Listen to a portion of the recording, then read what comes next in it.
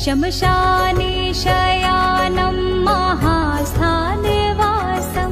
शरीरं गजानं सदा चर्मभीष्टं पिशाचं निशूचं पशूनं प्रतिष्ठं